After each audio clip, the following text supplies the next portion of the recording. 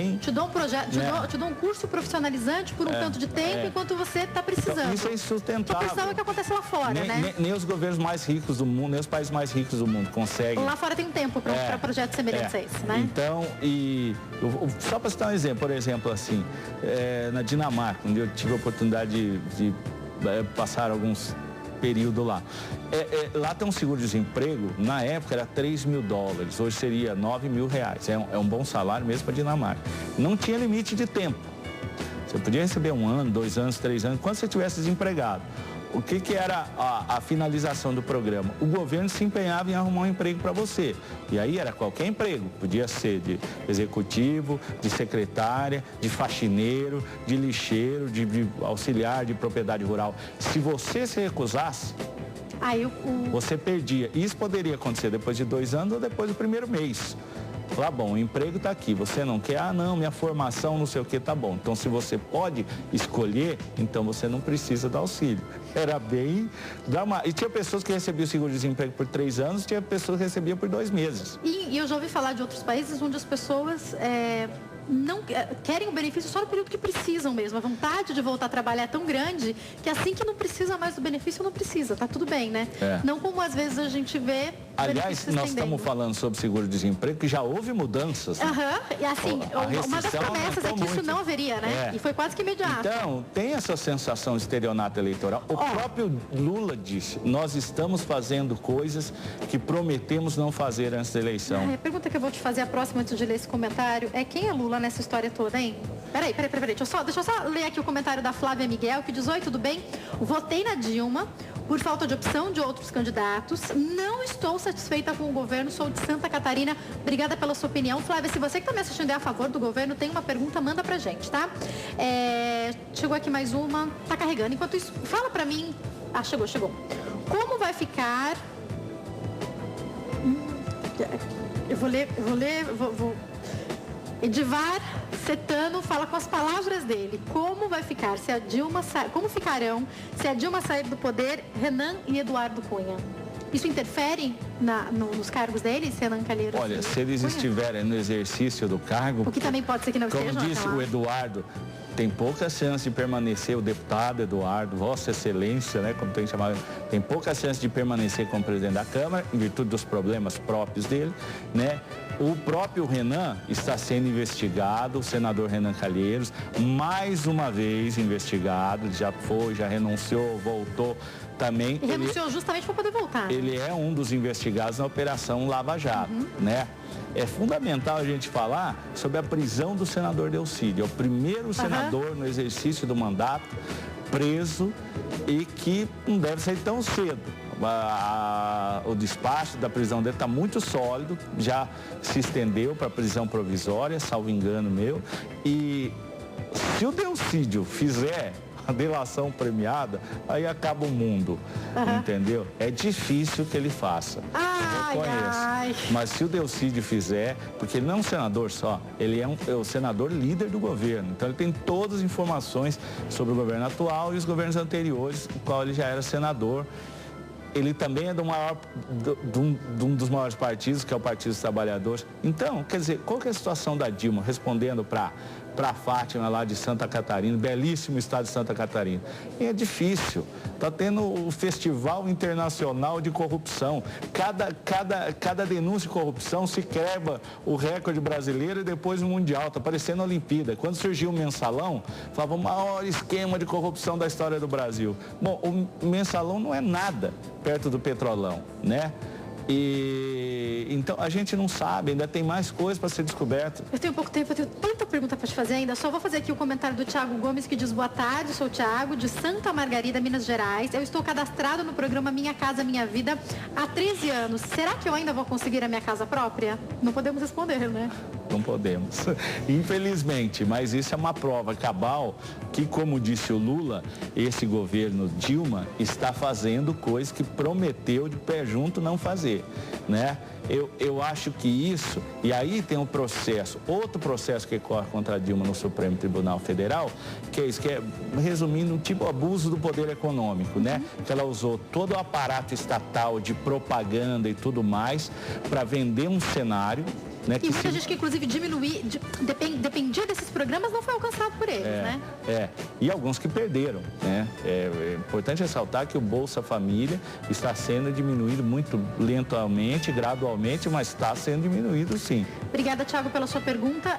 Júnior Salvador, ele diz que ele é de Paulo Afonso, na Bahia, vocês verem o Brasil inteiro participando, diante de toda a corrupção descoberta no mandato Dilma e diante de toda a corrupção que foram arquivadas no governo FHC, que é o comentário dele, não é claro o nosso problema ético e moral? Aí acho que a pergunta dele é entre quem entrar no governo? Desculpa, eu não entendi a pergunta. Ele quer saber sobre o problema ético e moral que nós vivemos junto a todas as possibilidades de governantes que nós temos. Meu amigo baiano. Em poucos minutos, por favor. A questão ética no Brasil, a ética na política, ela foi destruída, totalmente corroída pelo ácido da corrupção. Entendeu? Não restou mais nada. Antes a gente falava, mas tem honrosas exceções. Não tem mais honrosas exceções. E o que a gente vota, então? Entendeu? Temos que recomeçar. E talvez um choque profundo, uma ruptura como o impeachment, seja necessário, né? Para que os próprios brasileiros se reavaliem também. Porque vem cá, a Lula, vamos combinar, a Dilma, que é presidente, não presidente não existe, né?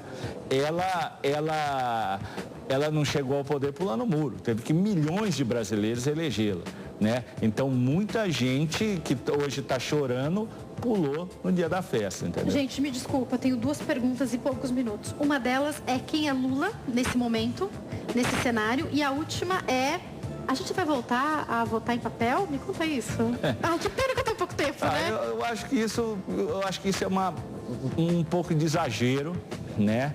Do STE, do Supremo Tribunal Eleitoral, que é presidido, aliás, por um mariliense, eu resido em Marília, o ministro Toffoli, que alegou que com os cortes das verbas, né, não haveria recursos para organizar a eleição com as urnas eletrônicas. A gente faz cadastramento biométrico, que é uma coisa que... Acontece que os custos da eleição no papel, no voto antigo, são maiores, né? Porque a base de urnas eletrônicas já está toda instalada.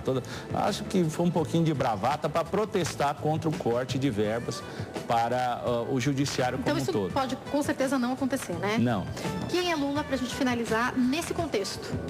O Lula, eu acho que ele é o grão-mestre, né, do PT. Você assistiu o filme de Kung Fu, onde tem aquele mestre barba branca que instrui os lutadores como lutar, os códigos de conduta? Eu acho que é esse. Eu acho que esse é o Brasil que o Lula construiu. Eu acho engraçado quando ele critica a Dilma, fala, pô, a Dilma destruiu minha popularidade, mas a Dilma foi uma escolha quase que exclusiva dele. Nem o PT queria a Dilma presidente quando ele a escolheu, né? Depois tudo bem. Até hoje o PT vê a Dilma com ressalva. Ele é maior de 18, tem título eleitoral. Se tiver os direitos políticos mantidos até lá, ele pode disputar. Eu já conversei com gente que disse que o problema é a Dilma e que se o Lula voltar, vota nele. Ele pode acontecer, né? Ele tem uma popularidade interessante. É verdade, assim, que a oposição, entendeu? Facilita muito a vida do Lula, entendeu? Eu acho, por exemplo, o Aécio, ele se posicionou timidamente a favor do impeachment. Eu acho que se eu fosse o candidato, qualquer um fosse o candidato derrotado por esse governo, estaria falando muito mais alto. Mas aí a dúvida do senador Aécio, se eu falar, eu estou favorecendo a minha proposta ou a ascensão do Michel Temer do PMDB? Você vê, a gente roda e acaba tudo no pessoal, né? O que é melhor para mim, não o que é melhor para a população, né? Isso é que mais me chama a atenção. Você fala pra gente que é importante começar tudo de novo, até quando um dos nossos telespectadores fala um pouquinho sobre a corrupção. Eu tô vendo algumas pessoas que me chamam muita atenção, que têm coragem de colocar a senadora atrás das grades, que têm coragem de fazer acusações. A gente tem pessoas que talvez não eram tão conhecidas no cenário político, que podem, de repente, aparecer e mudar essa realidade de corrupção, ou isso é utopia? Sua opinião? É utopia. Mas quem não gostaria de ver o magistrado Sérgio Moro candidato? O Brasil todo gostaria, mesmo quem não vai votar, né? Eu acho que eu falei da coragem de Eduardo Cunha, né? Mas com todas as restrições éticas, né? O comportamento dele. Então vamos falar de quem não tem restrições, né? Que é o Sérgio Moro, a coragem desse homem. Era esse o nome que estava aqui na minha cabeça. É dele. Aliás, o presidente do Supremo até elogiou a justiça brasileira nos Estados Unidos, mas sem mencionar o nome do Sérgio Moro, numa palestra em Harvard, em Colômbia e tal. Foi uma certa deselegância do ministro, com todo respeito ao presidente do STF. Tinha que ter mencionado, porque esse movimento começou por causa de uma pessoa, chama o magistrado Sérgio Moro, qual eu não conheço, ele é de Curitiba, não tem conexão nem indireta, mas a César o que é de César. Hoje já se vê um Ministério Público um pouco mais agressivo, a justiça mais corajosa, não é agressivo.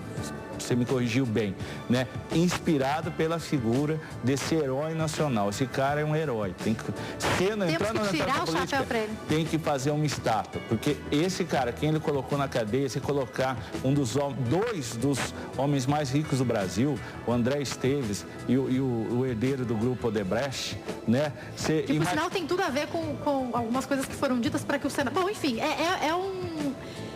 Ele mexeu ali no turbilhãozinho, né?